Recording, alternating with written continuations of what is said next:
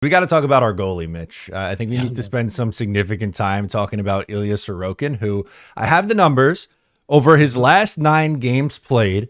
He is 8-1 with a 952 save percentage That's so good. That's so friggin' good, and man. 2 shutouts. And 2 shutouts. Yeah. He has been obviously outstanding. The 955 save percentage is insane. It's pushed up his seasonal save percentage to 910. It was 908 yesterday before last night's game. So it moved up 2%. And, Really. and the goals against has come down drastically. He's at 258 goals against. We're starting to look like this is more like the numbers we're used to seeing from Ilya. It really is. It's quite impressive to see what is happening with Ilya Sorokin right now in terms of just like those average numbers, if you will. Um, he's clearly on or figured something out or is more comfortable in the crease. Um, Something has changed with Ilya Sorokin. It's going to be hard to pinpoint what it is, but we're going to try to do our best here to at least find some evidence of where his game has improved, whether it's in front of him or not. I do think it's again. I'm sure you're going to have the numbers for it, so I'm excited to see what that's able to tell us. But just going based off eye test and vibes, Mhm. it feels like the play in front of him has been better. But at the same time, it looks like Sorokin's playing more confident. Like he's trusting himself a little bit more than we've seen early on in the season. And I'm curious to see what the numbers say with that. Yeah, I think you're right in that he's just trusting himself a little bit more and just returning to what he's done to build his career up until now.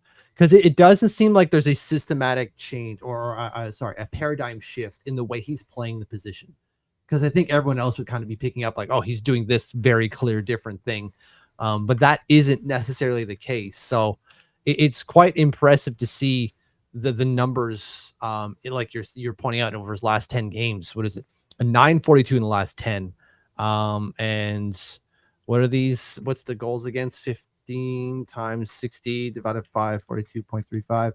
1.66 goals against average in his last 10. It's just Wow. stupid stuff.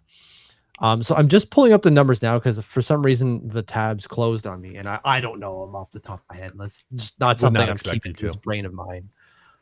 So we are February 5th today. So we're going 5-on-5. I'm going to pull up just Sorokin's numbers to make sure we're just Islander goalies because it's going to be hard to isolate just for him. So give me a second here, and I'm going to compare and contrast with natural statric on some of the things that we've got going on here. So Sorokin, this is just 5-on-5 information. We can maybe delve into the penalty kill in a second because that's obviously been great, but I feel that's less about him and more about the system in front of him.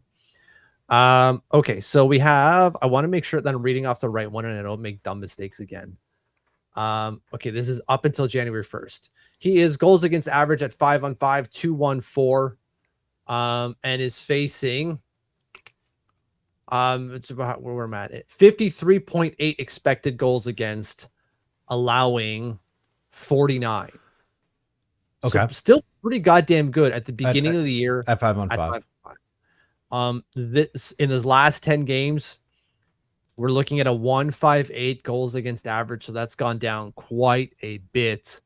Expected goals 17.69 and goals against 12. So still pretty darn good. Well, maybe it's a better ratio there, right? So you got a minus, let's say 6 goals saved above expected in his last 10 games versus was that 4 goals saved above expected in his 28 prior games. It's pretty close, is it not? I would think so. Sounds So that way. it doesn't seem like there's much of a change there, does there?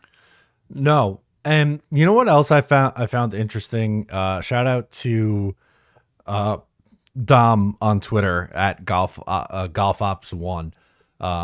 Provides really good aisle stats. A good follow if that's what you're looking for. He last night tweeted out some numbers for the penalty kill Yeah. from the first 38 games of the year versus January 1st. And the everything is pretty much the same except for the save percentage. So penalty kill save percentage is 76.2 the first 38 games and then 92.5 since January 1.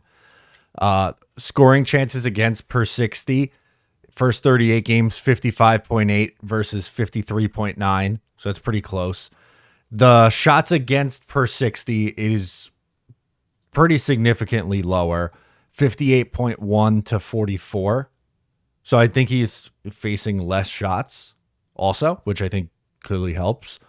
But the high danger chances against have actually increased dramatically too. So I feel like that kind of counteracts it a little bit. 23.1 versus 31.9 since January 1st.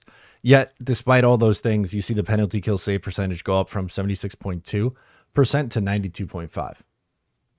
Yeah, I'm just looking at that now because as I was looking over the numbers at 5-on-5 between the beginning of the season and until this like last 10 games, and there's barely a difference in any category: rush attempts, rebound attempts, high danger save percentage. It's all pretty well the same.